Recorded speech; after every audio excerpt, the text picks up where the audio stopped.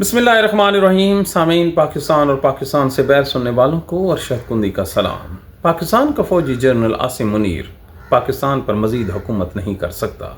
27वीं आईनी तरमीम दरअसल उसके जवाल का पेश खैमा साबित हो रही है। हर गुजरते दिन के साथ ना सिर्फ उसकी पॉपुलैरिटी कम होती जा रही है, जो पहले भी नहीं थी, लेकिन कुछ सेक्ट में वो बरकर अपनी प्रेजेंस रखते थे।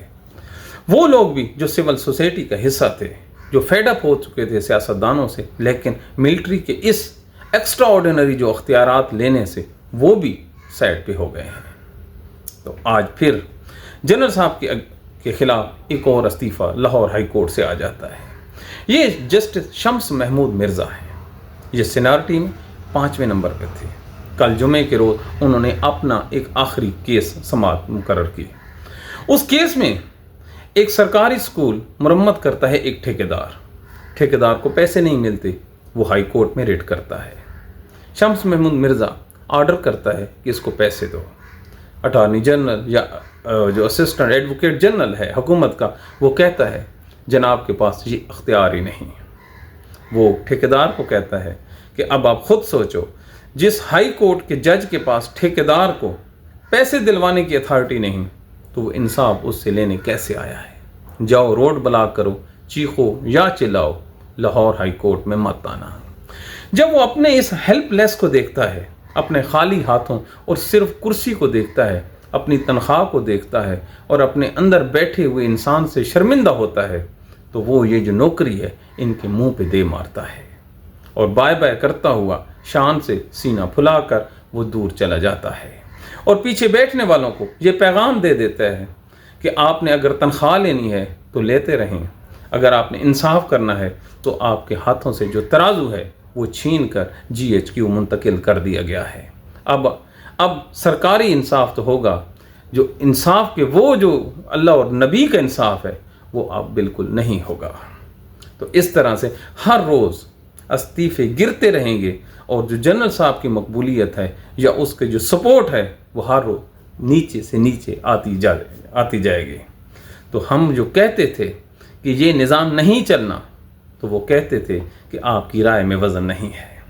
आज हद तो ये हो गई कि हुकूमत का एक पेड़ और इस्टेब्लिशमेंट का एक हिमायती जर्नलिस्ट जावेद चौधरी भी वो खबर दे रहा है जो हमने आज से 7 दिन पहले दी थी कि जो शबाज शरीफ है उसने कहा है कि अगर हालात सुधार की तरफ ना गए तो मैं असम्बलियाँ तोड़ दूंगा, मुल्क में इमरजेंसी लग जाएगी और जो जनरल आसिम मुनीर है वो बल्दियाती नुमाइंदों के ज़रिए हुकूमत को कंट्रोल करेगा।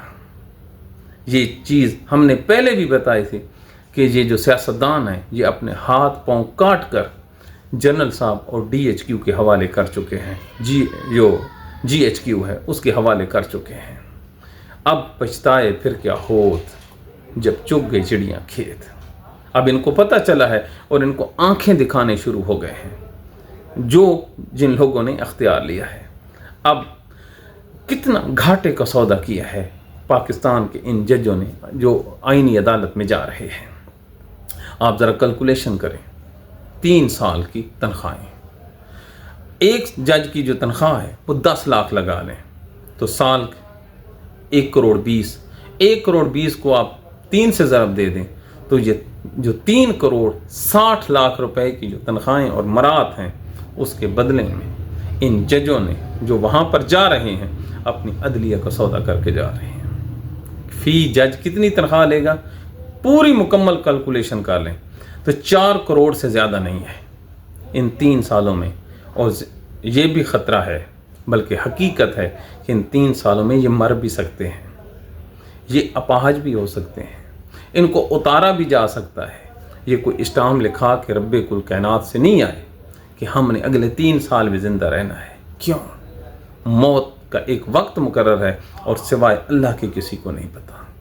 तो जब इनकी मौत का इनको खुद नहीं पता, ज़िंदगी किस मोड़ पर आके इनको धोखा दे जाए, तो फिर ये महज 4 करोड़ रुपए के लिए, अपनी तनख्वाहों के लिए, अपने उस बिल्डिंग को गिरा रहे हैं जिस बिल्डिंग ने इनको जज बनाया था।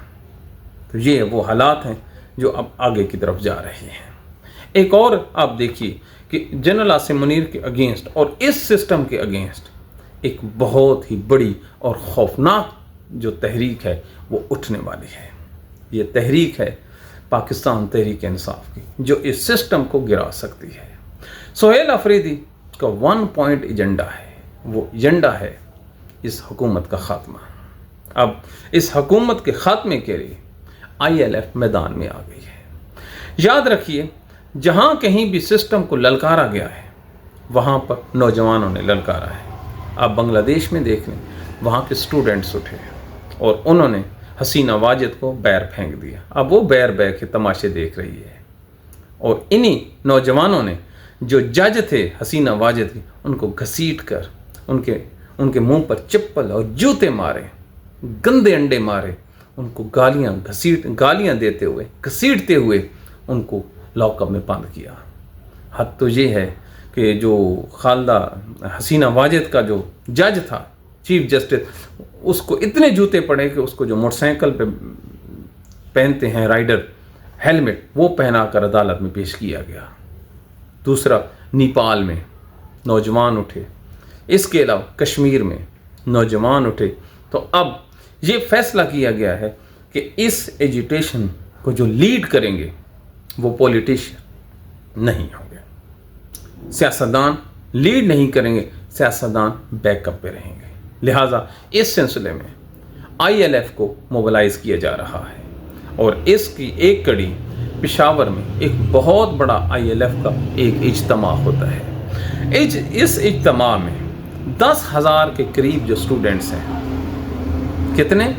10,000 के करीब स्टूडेंट्स ILF की वो इस जलसागाह में आते हैं। वहाँ पर तकारीर होती हैं। सुहेल अफरीदी क्योंकि उनका अपना लीडर है, तो उससे जो उनकी एफिलिएशन और उससे लगाव है और इसका जो रिस्पॉन्स है वो देखने वाला है। अगर आप वो वीडियो नेट से उठाएं तो जब वो कहते हैं कि आप अपने इमरान खान को कैसे रिहा करवाएंगे, तो वो कहते हैं डी चौक। वो कहता है कब चलना है, स्टूडेंट्स कहते हैं आज ही। तो जब ये जज्बा देखते हैं तो उसके बाद जो परेशानी है देखने वालों की, जो पसीना है वो इधर से टिपकना शुरू हो जाता है। याद रखिए, इक़्तिदार 2 आदमी इंजॉय करते हैं।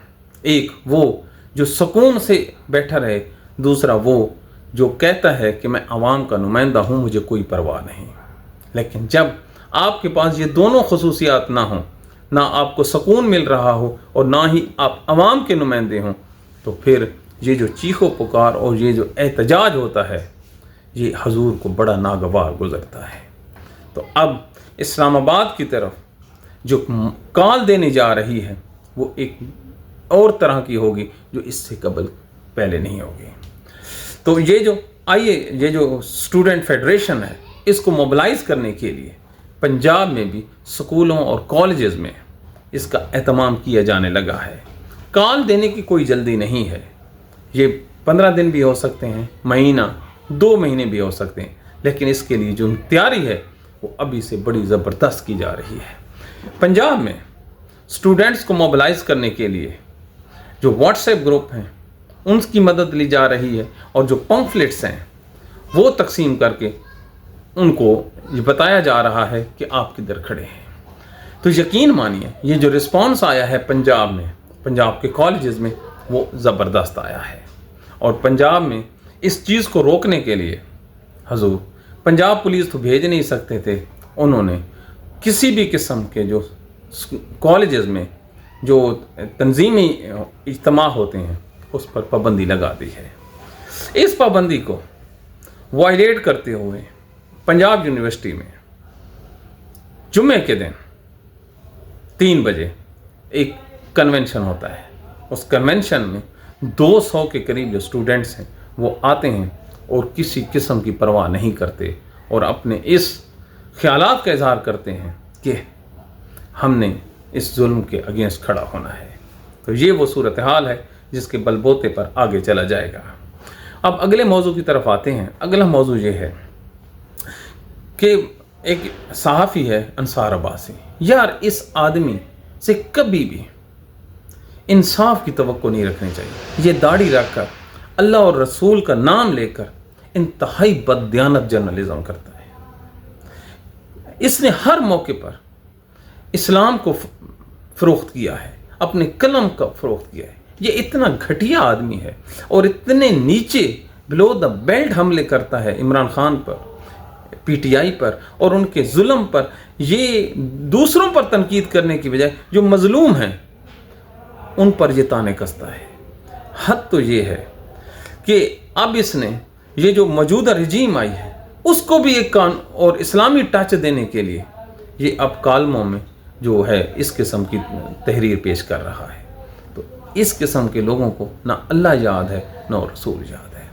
میں اس کو چیلنج کر رہا ہوں کہ بخاری شریف میں اور مسلم شریف میں احادیث موجود ہیں کہ ہلاک ہوا وہ شخص جس نے کسی دیگر کی جائیداد پر یا حصے پر قبضہ کر لیا۔ تو انصار عباسی صاحب، اگر کوئی شخص کسی کی جائیداد پر قبضہ کر لے تو وہ ہلاک ہوا، تو پھر آپ بتائیے یہ جو اقتدار 8 فروری کو عمران خان کو ملا تھا، اس الیکشن کو بزور طاقت گن پوائنٹ پر چھینا گیا، تو کیا یہ جائز ہے؟ تو اگر ایک چیز ناجائز ہے تو آپ اس ناجائز حکومت کو کیسے آپ اسلام میں اور اس کو اسلام کی بالادستی کے لیے استعمال کر رہے ہیں؟ کل آپ نے خود کہا کہ الیکشن جعلی تھے، تو جب الیکشن جعلی تھے تو اس کے نتیجے میں بننے والی حکومت کیسے حلال کی ہو گئی؟ ایسے تو نہ کرے۔ جب آپ قرآن کو اور حدیث کو اپنے کالموں میں اور رپورٹس میں لے کے آتے ہیں تو اللہ تو کہتا ہے کہ ہلاکت ہے ان لوگوں کے لیے جو جھوٹ کو سچ کے ساتھ ملاوٹ کرتے ہیں۔ تو اس قسم کے لوگوں کو سوچنا چاہیے کہ کیا انہوں نے مرنا نہیں ہے؟ کیا مر کر پھر اٹھنا نہیں ہے؟ جب آپ نے یہی کرنا ہے تو پھر تو یہ اس آدمی سے آپ نے ہوشیار رہنا ہے۔ دیگر یہ جو پیڈ جرنلسٹ ہیں ان کے بارے میں بھی ہم آپ کو بتاتے آئے ہیں کہ اب ان کی بھی جو دکانداری ہے وہ انتہائی کم ہوتی جا رہی ہے۔ تو جنرل عاصم منیر نے جتنا زور لگانا تھا لگا لیا، لیکن بدقسمتی دیکھیے کہ اس کے حصے میں ہمیشہ گندے انڈے ہی آئے ہیں۔ کوئی ایسا کریڈیبل آدمی اب اس کے پاس نہیں ہے جو اس کو ڈیفینڈ کر سکے۔ اور فیصل واڈا بچہ ہے، وہ پاکستان کے ٹیلی ویژن پر سر عام دھمکیاں دیتا ہے۔ یار اس نے یہ کہا اور لوگوں نے سن بھی لیا کہ عمران خان جیسے ہزاروں آئے اور ہزاروں چلے گئے۔ اللہ اکبر! کہ عمران خان جو ایک لیڈر ہے، یہ بات کہنے کا کیا تک تھا سوائے اس چیز کے کہ اسے غرور ہے۔ غرور اس بات کا ہے کہ اس کے پیچھے طاقت کھڑی ہے جو اس کے خلاف بولنے والوں کو اڑا کر رکھ دے گی۔ تو فیصل واڈا جیسے جن لوگوں کے ترجمان ہوں تو اب آپ خود سوچئے کہ وہ زوال اور کس چیز کو کہتے ہیں۔ تو یہ پاکستان کے موجودہ حالات ہیں۔ آج پھر شریف خاندان جو ہے اللہ تعالیٰ کے حکم سے پاکستان میں جو ہیلتھ کا انقلاب تھا اس کو لانے کے بعد بیٹی بھی باہر چلی گئی ہے علاج کرانے کے لیے، اور میاں صاحب بھی 2 ہفتوں کے لیے چیک اپ پہ جا رہے ہیں۔ اور بدبختو، اور کچھ تو شرم کرو، یہاں پر آپ نے مار روڈ کا کوئی ایسا کھمبا نہیں چھوڑا جس پر آپ لوگوں نے یہ نہ لکھ ڈالا ہو کہ پنجاب میں جو علاج ہے وہ سستا ہے اور بہترین ہو گیا ہے۔ تو پھر ایک دن کے لیے کسی ڈاکٹر کو اپنا ہاتھ تو پکڑنے دو، اپنا علاج۔ غالباً یہ جو انقلاب ان کا آیا تھا، ابھی شریف خاندان کا جو علاج ہے اس تک وہ نہیں پہنچ سکا۔ تو کتنی بدبختی ہے کہ یہ پاکستان میں نہ ڈاکٹروں کو اپنا چیک اپ کراتے، نہ پاکستان کی میڈیسن استعمال کرتے ہیں۔ یہ جو کل جو مصطفیٰ کمال ہے، اس نے اسمبلی میں کیا کہا ہے کہ جو پاکستان میں 5 بڑی دوائیاں بنانے والی کمپنی تھی وہ پاکستان سے روٹ کے چلی گئی ہیں۔ پہلے سستا یا صاف آٹا نہیں ملتا، گیس نہیں ملتی، ہوا نہیں ملتی، پیٹرول اور دودھ خالص نہیں ملتا، اب پاکستان میں اچھی دوائی بھی نہیں ملے گی۔ گئے سارے۔ کسی کو کچھ سمجھیں، کسی کو کچھ اتنی اہمیت دیں نا کہ آپ کے ملک میں بیٹھ کر وہ کاروبار کر سکیں۔ ہر جگہ تو آپ قبضہ کروائے جا رہے ہیں۔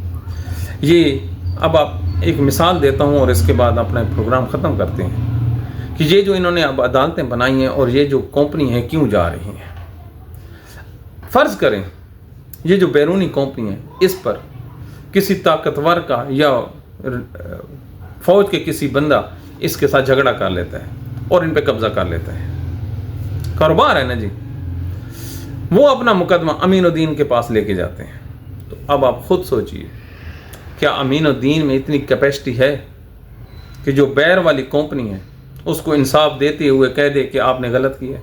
یہ صرف میں مثال دے رہا ہوں کہ اگر ایک طاقتور آدمی حکومت کا وہ یہ جو انٹرنیشنل کمپنیاں ہیں اس کے جو ایسٹس ہیں ان کو چھین لے, قبضہ کر لے, تو دنیا بھر میں جو عدالتیں ہوتی ہیں وہ آخری سٹیج ہوتی ہیں نا اس کے ساتھ کھڑے ہونے کی, یا وہ سٹے کی طرف آئیں گے یا وہ ریکوری کے لیے آئیں گے.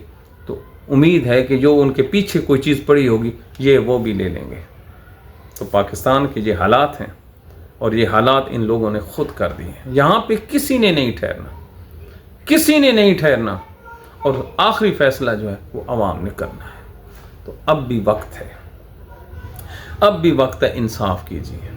ہم اپنے ہر پروگرام میں یہ لائن ضرور رو کے کہتے ہیں کہ انصاف کیجیے اور خدا کے لیے انصاف کیجیے. کس نے بذریعہ گن, کس نے کس نے بذریعہ گن اس ملک پر یا اس دنیا میں حکومت کی ہے جو آپ کر لیں گے؟ بڑے بڑے ظالم لوگ آئے, بڑی بڑی پلاننگ کی, بڑے لوگوں کے قتل عام کیے, وہ نہیں اپنا رکھ سکے ظلم کی بنیاد پر. تو کس کی بنیاد پر اقتدار چلتا ہے؟ انصاف پر, اللہ کے دین پر, جس میں برکت بھی ہوتی ہے اور جس میں سچائی بھی ہوتی ہے. اور موجودہ حالات میں دونوں چیزیں نہیں ہیں. تو پاکستانیوں اب فیصلہ آپ نے کرنا ہے کہ آپ نے ان کے ساتھ کیا کرنا ہے. اپنی دعاؤں میں یاد رکھیے. Thank you very much.